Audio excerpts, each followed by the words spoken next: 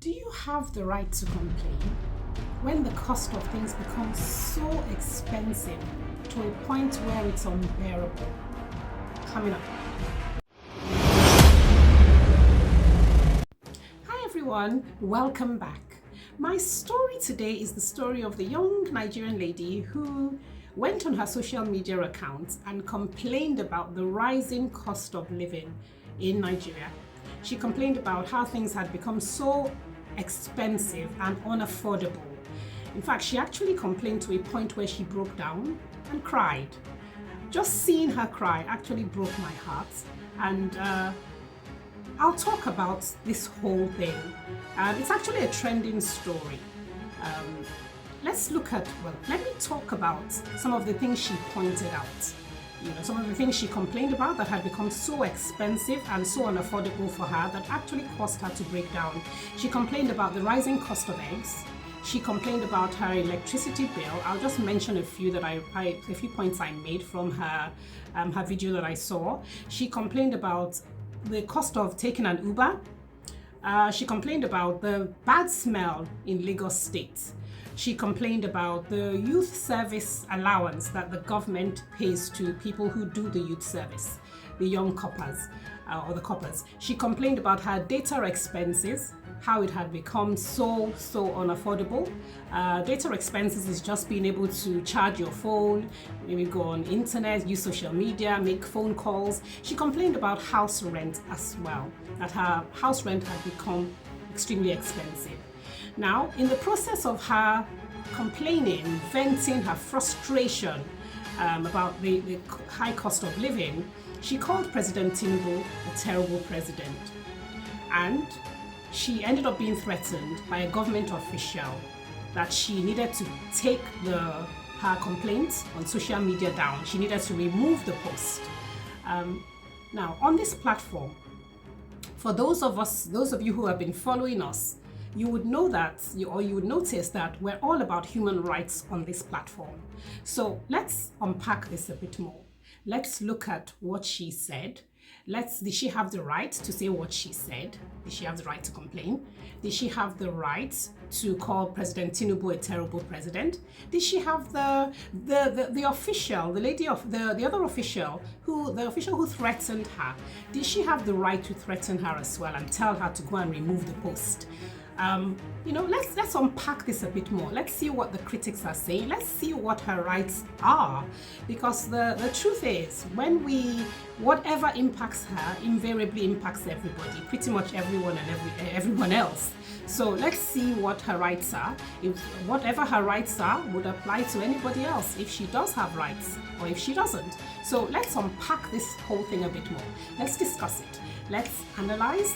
I would give my opinion. I would look at what the critics are saying, and I want to hear from you. So let's look at the first video the young lady posted where she vented her frustration.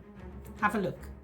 And this video, I just want to say to our president, I don't know if there have been any other president that is terrible, but you are such a terrible president. It is so hard. So I'm coming from the supermarket where I went to get foodstuffs, and everything has gone up again. It's just like every single week prices increase.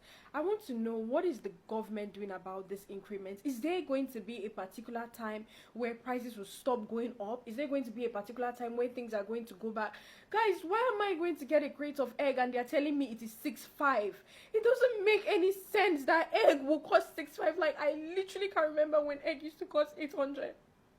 Not just that, after I left the supermarket and I got home, my security is bringing NEPA bill, and NEPA bill has gone up by 2 times. Like, it's insane. I can't keep up with these bills. I am so overwhelmed and I'm so exhausted. Every single money that I have been making, I'm using it to pay bills. I don't even get to live properly. For example, Tinubu, you are a terrible president. Like, what are you doing to help us? What are you doing to help the economy? You are so terrible. I'm so sick and tired of Nigerians acting like we are stronger.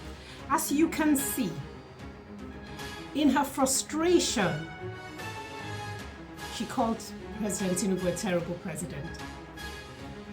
Now, does she have the right to vent her frustration? In fact, let's flip the question, and I want to ask you, who is looking at or watching this video, do you have the right to complain when the cost of things becomes so expensive to a point where it's unbearable? If you actually answered yes, that you know you do have the right to complain, why aren't you also taking to your social media account to complain if you actually feel the pinch, exactly as this young lady did? Why aren't you complaining about it? Why aren't you talking about it? Why aren't you putting out a video? Why aren't you saying something? Why are you quiet? Why remain silent? Are we, or are you just supposed to lump it, accept it the way it is? Why aren't you speaking up? Okay, let's talk about the law. Let's look at the law.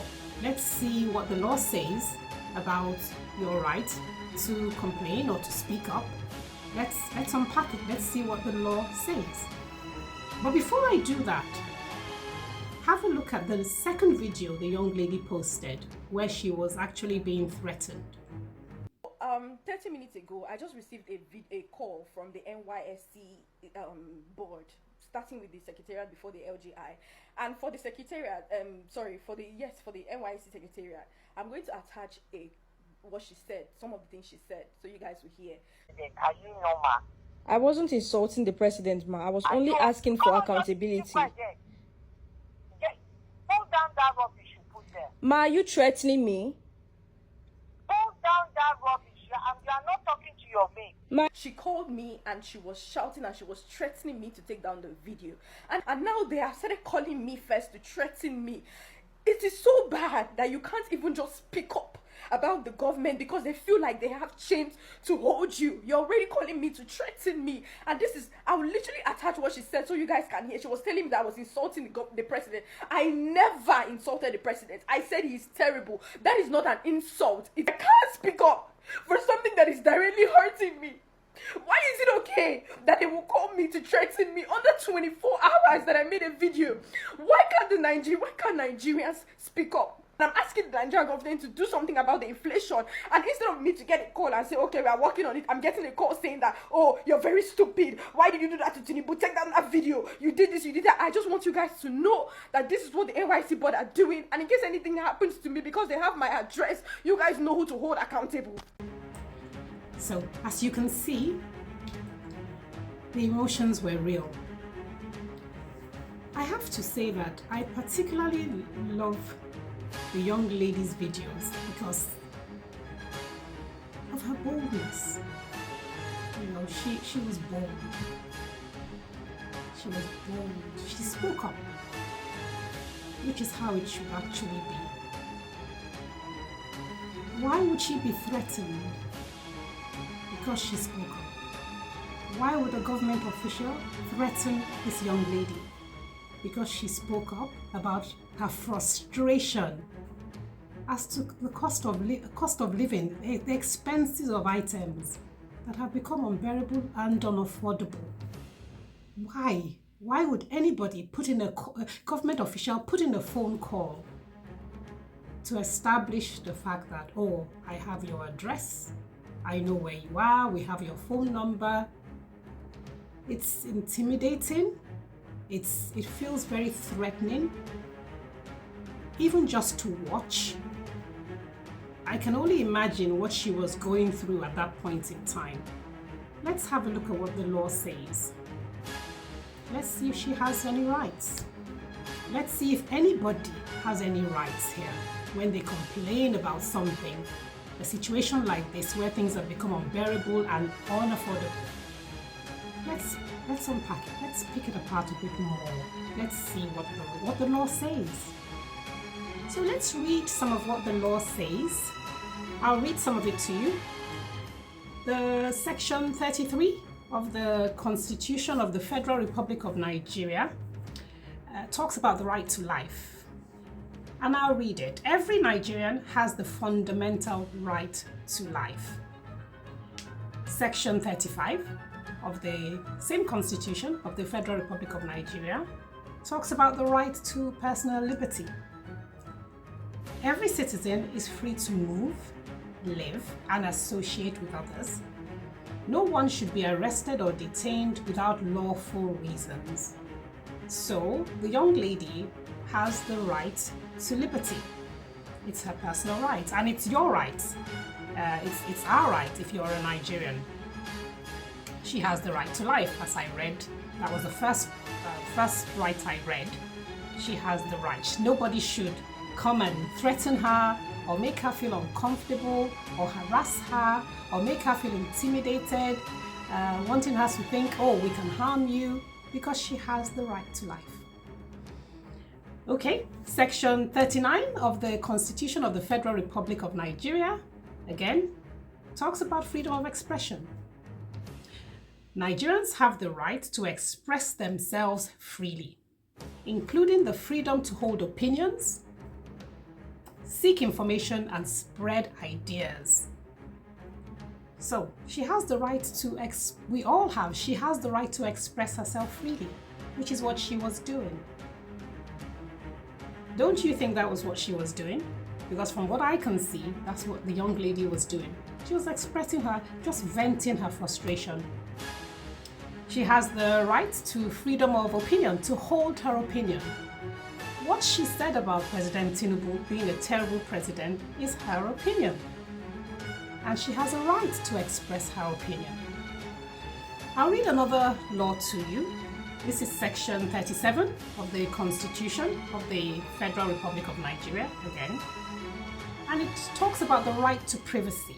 Your private life, home, correspondence, and communications should be respected. So I don't know what part of this the government official who called her missed. How was this missed by that government official?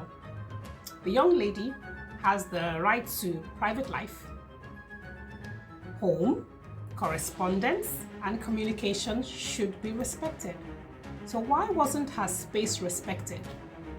Why would the government official think it's okay to actually call the young lady and harass her, use a harassing tone, a harsh tone, an intimidating and a threatening tone to tell her to go and take down the post, when Section 37 of the Constitution says she has the right to life, right to her home, her space, Why? Why is that right? And these are the things we need to know we need to know what the law says. Honestly, we need to know what the law says, because when you know what the law says, then you can defend your rights. You can speak up when your right is being violated. And as much as we need to know our rights, we also need to know that it's quite important that we speak up, we speak against these things when they happen. We shouldn't just sit back, because what affects this young lady invariably affects any and every one of us. So we need to do the needful when these things are being violated. What are the critics saying? Let's unpack this as well. The human rights lawyer, Inibehe Effiong, stated, and I'll read. He stated that criticizing the government is not an offense under the NYSC Act, Section 13, and is also not an offense under the NYSC bylaws, Section 4 of the revised bylaws. So, what she said is not an offense, even under the NYSC laws. Tinubu's aide actually made a statement, which some of you are probably aware of, but I would talk about it here as well. Tinubu's aide stated that what the young lady said should attract, some reports said, he said it should attract maximum punishment, and some reports talked about him saying she should be expelled, that there should be expulsion from the youth service. Well, he defended it, that what he meant or what he said was actually that she should be expelled from the youth service. Either way though, however you look at it, the truth is there should be some sensitivity Or what do you think? You who is watching this video, what do you think? Let's know what you think in the comment section. Because it lacks sensitivity. A government official, the president's aide, how do you make these comments and you're actually comfortable to make these comments? Shouldn't there be some level of sensitivity to what the young lady was feeling, how she was just venting her frustration? She even made the comment that she's depressed, she feels depressed over what she's experiencing. So shouldn't there be a bit more sensitivity from a government official to what the plight of what people are feeling here? I'm asking the question. I want to know your thoughts. What do you think?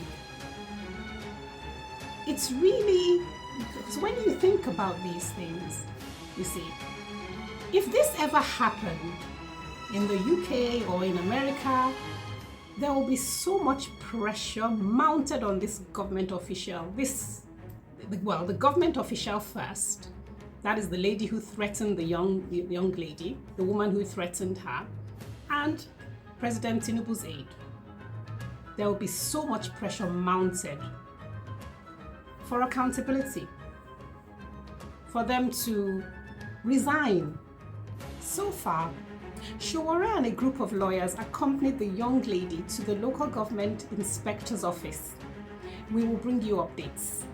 We would let you know the outcome of this case. If you like our content, encourage us. Like, share, subscribe, because injustice is real. It's real. Till next time, take care of yourself and each other.